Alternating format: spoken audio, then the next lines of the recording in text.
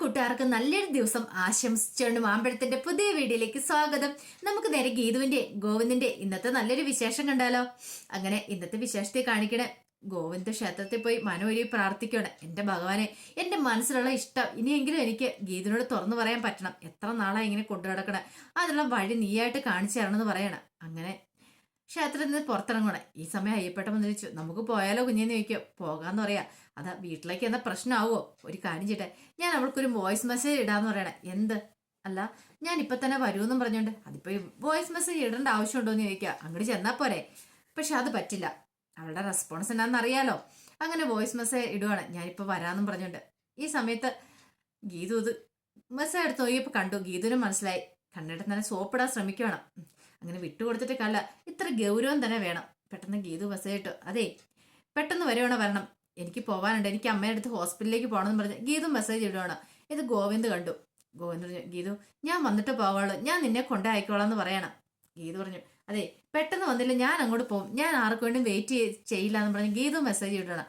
അങ്ങനെ അങ്ങോട്ടും ഇങ്ങോട്ടും രണ്ടുപേരും മെസ്സേജ് ഇട്ട് കളിക്കുകയാണ്. ഗീതു ഭയങ്കര ദേഷ്യത്തിലേക്കാണ് സംസാരിക്കുന്നത്, വോയിസ് മെസ്സേജ് ഇടുന്നത്.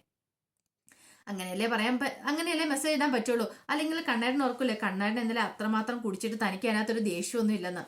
പിന്നീട് അയ്യപ്പെട്ട അതെ മെസ്സേജ് ഇട്ട് കളിച്ച് കഴിഞ്ഞില്ലേ, നമുക്കൊന്ന് വീട്ടിലേക്ക് പോയാലോ, എനിക്ക് നല്ല വിശപ്പെടുന്ന് പറയണം. അയ്യപ്പെട്ട അങ്ങനെ അങ്ങോട്ട് പോകാൻ വരട്ടെ. ഈ അയ്യപ്പേട്ട ഇതിന്റെ കാര്യങ്ങളൊന്നും അറിയത്തില്ല. എന്ത് കാര്യങ്ങള്?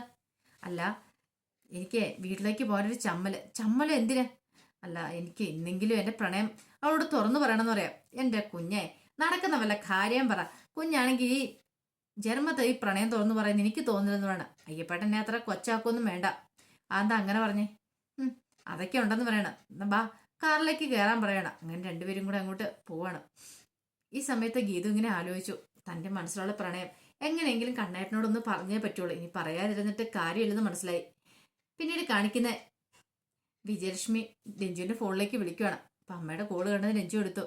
എന്താ അമ്മേ, എന്താ വിളിച്ചതെന്ന് ചോദിക്കുകയാണ്. മോൾ എനിക്കൊരു ഉപകാരം ചെയ്താണെന്ന് പറയാം. അല്ല, എന്തുപകാരം ഞാൻ അമ്മയ്ക്ക് ചെയ്തു തരണ്ടേ?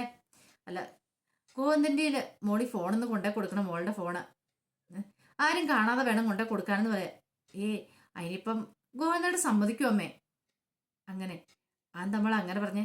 അല്ല, അമ്മയ്ക്കറിയാലോ, ഇനിയിപ്പോ ഗോവിന്ദേട്ടന് അമ്മ വിളിച്ചിട്ടുണ്ടെങ്കിൽ ചിലപ്പോൾ അമ്മയാന്ന് അറിഞ്ഞു കഴിഞ്ഞിട്ടുണ്ടെങ്കിൽ ഒരു കാരണവശാലും ഗോവിന്ദേട്ടൻ ഫോൺ മേടിക്കത്തില്ല. അത് മാത്രമല്ല, ഗോവിന്ദേട്ടൻ ഇപ്പൊ വിടില്ല, പുറത്തു പോയിരിക്കുമെന്ന് പറയാം. പുറത്തു പോയ എന്തിനാ? അതൊന്നും എനിക്ക് അറിയത്തില്ല. ഒരു കാര്യം ചെയ്യേ, അമ്മ ഇങ്ങോട്ട് വാ, അമ്മ ഇവിടെ ഒന്ന് ഗോവിന്ദേട്ടൻ നേരിട്ട് സംസാരിക്കുക. അപ്പൊ പ്രശ്നങ്ങളൊന്നും ഇല്ലല്ലോ. അതൊന്നും പറ്റില്ല, എനിക്ക് നേരിട്ട് വരാൻ പറ്റില്ല. അതെന്താ അങ്ങനെ പറഞ്ഞേ? അല്ല, ഞാൻ വന്നിട്ടുണ്ടെങ്കിലേ മോളുടെ ജീവിതം തകരാറന്നെ. അവളുണ്ടല്ലോ ആ രാധിക, അവള് മനസ്സിലാക്കും നീ എന്റെ മോളാന്നുള്ള സത്യം. അത് നിന്റെ ജീവന്റെ ആപത്തിനും അത് നിന്റെ ജീവനെ ബാധിക്കുന്ന കാര്യമാണ്. നിനക്ക് ആപത്ത് സംഭവിക്കുമെന്ന് പറയാം. പെട്ടെന്ന് രഞ്ജു പറഞ്ഞു, ഇനിയിപ്പൊ അമ്മ അതിനെക്കുറിച്ചൊന്നും ഓർത്ത് വിഷമിക്കണ്ട കേട്ടോ. അതെന്താ? അതൊക്കെ എന്നേ രാധികാമ്മ അറിഞ്ഞു കഴിഞ്ഞെന്ന് പറയണ. രാധികാമ്മ അറിഞ്ഞോ? അതെ അതെ, രാധികാമ്മ അറിഞ്ഞ കാര്യങ്ങൾ അതൊക്കെ. അതുകൊണ്ടാണ് ഞാൻ പറഞ്ഞ അമ്മ ധൈര്യമായിട്ട് ഇങ്ങോട്ട് പോരെ. അമ്മയ്ക്ക് കാര്യങ്ങളൊക്കെ അറിയാൻ രാധികാമ്മയ്ക്ക്. അമ്മ ഇങ്ങോട്ട് വാ, കിട്ടിയ അവസരമല്ല അമ്മ ഇങ്ങോട്ട് വരാൻ പറയണം. അല്ല മോളെ, അമ്മയോട് ഞാൻ പറഞ്ഞു ഇങ്ങോട്ട് വരാനായിട്ട്. വന്ന് നേരിട്ട് കണ്ട് സംസാരിച്ചാൽ മതി, മനസ്സിലായല്ലോ? ശരി ശരി, ഞാൻ നോക്കട്ടെ എന്ന് പറഞ്ഞ് കോള് കട്ട് ചെയ്യണം. പിന്നീട് കാണിക്കുന്ന കിഷോറും വരുണും കൂടെ നേരെ, അല്ല കിഷോറും വരുണും പിന്നീട് കാണിക്കുന്ന രാധികാമ്മയും വരുണും കൂടെ നേരെ കിഷോറിനെ കാണാനായിട്ട് വരുവാണ്.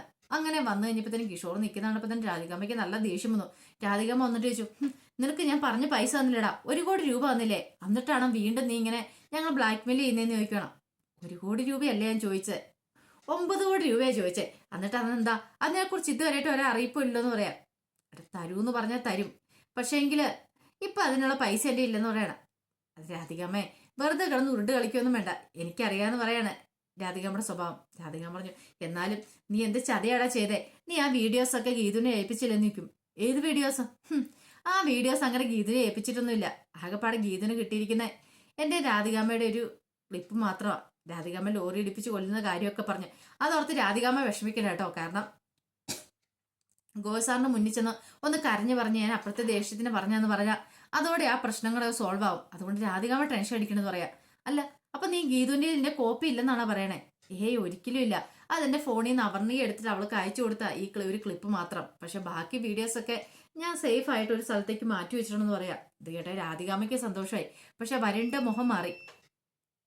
വരുണ്ണോട് ഈ സമയത്ത് കിഷോർ പറഞ്ഞു, എനിക്കറിയാം ഏറ്റവും കൂടുതൽ വേവലാതി നിനക്കാന്നറിയാം. കാരണം അവരുടെ നീയും തമ്മിൽ സംസാരിച്ച കാര്യങ്ങളൊക്കെ അതൊക്കെ ഗീതോ അല്ലെങ്കിൽ ഗോവിന്ദേണ്ണോ അറിഞ്ഞിട്ടുണ്ടെങ്കിൽ, ഗീതോ അല്ല ഗോവിന്ദേണ്ണ അറിഞ്ഞിട്ടുണ്ടെങ്കിൽ അത് വല്ലാത്ത പ്രശ്നമാവെന്ന് നിനക്കറിയാല്ലേന്ന് ചോദിക്കുക. ഇത് കേട്ടോ വരുണ എന്ത് മറുപടി പറയാൻ നടത്തില്ല.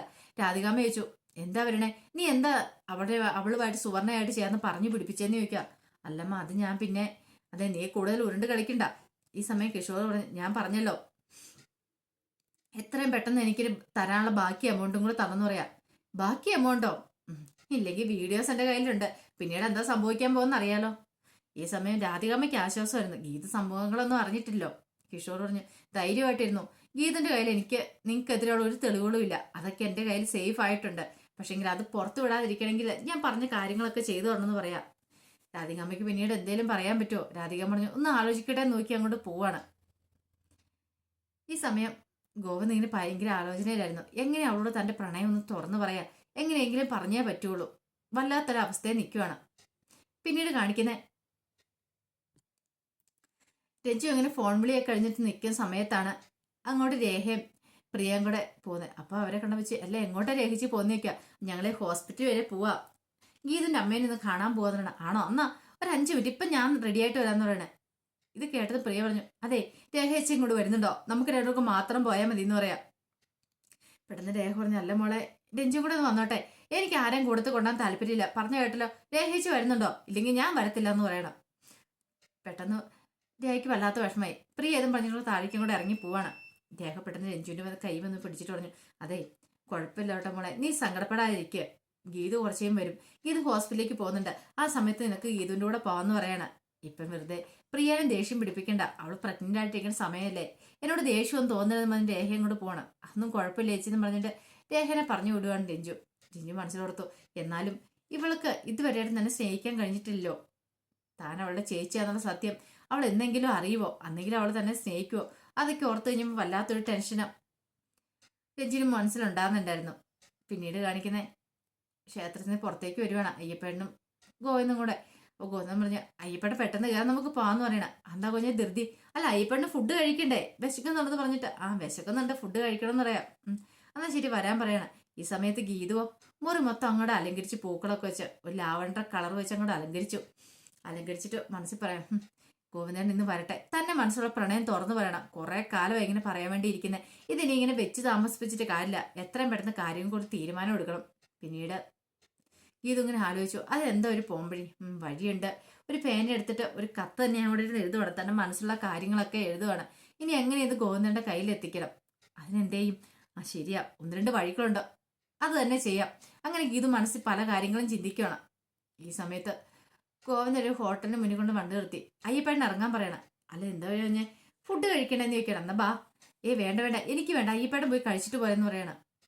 അതെ കുഞ്ഞും കൂടെ ഇല്ല, ഞാൻ തന്നെ എങ്ങനെ പോയി കഴിക്കണേ? അതെ അയ്യപ്പേട്ടൻ, ഞാൻ പറഞ്ഞു അയ്യപ്പേട്ടൻ പോയി കഴിച്ചിട്ട് വരാനായിട്ട്, എനിക്കിവിടെ ഇച്ചിരി ജോലി ഉണ്ടെന്ന് പറയും. ജോലി എന്ത് ചെയ്യലി, അതൊക്കെ ഉണ്ടെന്ന് പറയണം. പിന്നീട് ഗോവിന്ദനെ ആലോചിക്കുക, ഒരു പക്ഷേങ്കിൽ തന്റെ മനസ്സിലുള്ള പ്രണയം തുറന്നു പറയാൻ പറ്റിയ ഒരു സമയമാണിത്. കാരണം വെറുതെ പറഞ്ഞിട്ട് കാര്യമില്ല. അവൾ ഒരു പ്രാവശ്യം പറഞ്ഞിട്ടുണ്ടായിരുന്നു അവൾക്ക് നല്ല നല്ല പാട്ടുകളൊക്കെ വേണമെന്ന്. അപ്പം ഈ പാട്ട് കേൾപ്പിക്കാണ്ടൊരു വഴിയുണ്ട്. ഒരു പെൺഡ്രൈവിനകത്തേക്ക് തനിക്ക് പറയുന്ന കാര്യങ്ങളൊക്കെ പറഞ്ഞിട്ട് അതങ്ങ് റെക്കോർഡ് ചെയ്ത് വെക്കാം. ആ പെൺഡ്രൈവ് അവൾക്ക് കൊടുക്കാം പാട്ടാന്ന് പറഞ്ഞിട്ട് അവളത് വെച്ച് കേൾക്കുന്ന സമയത്ത് തൻ്റെ മനസ്സിലുള്ള പ്രണയങ്ങളൊക്കെ അവളോട് തുറന്നു പറയേണ്ടത് എനിക്ക് സാധിക്കും. അങ്ങനെ ഒരു ചിന്തയായിരുന്നു ഗോവിന്ദന് മനസ്സിലുണ്ടായിരുന്നത്. ഈ സമയത്ത് ഗീതു പേപ്പറെടുത്ത് എഴുതാൻ തുടങ്ങി തൻ്റെ മനസ്സിലുള്ള പ്രണയം. ഇനി താനും ഗോവിന്ദനും അധികകാലം ഇങ്ങനെ പിരിഞ്ഞെടുത്തിട്ട് കാര്യമില്ല, രണ്ടുപേരും ഒന്നാവാനായിട്ട് ഒരു മോഹം ഗീതിൻ്റെ ഉള്ളിലും തോന്നി തുടങ്ങിയിട്ടുണ്ട്. അപ്പം അതിൻ്റെ വിശേഷങ്ങളൊക്കെയാണ് നമ്മൾ കണ്ടത്. ഇതിൻ്റെ ബാക്കി വിശേഷങ്ങളുമായിട്ട് വൈകുന്നേരത്തെ പ്രമോയി വരാട്ടോ. ഒരിക്കൽ കൂടി എല്ലാവർക്കും നല്ലൊരു ദിവസം ആശംസിച്ചുകൊണ്ട് നിർത്തുന്നു. നന്ദി.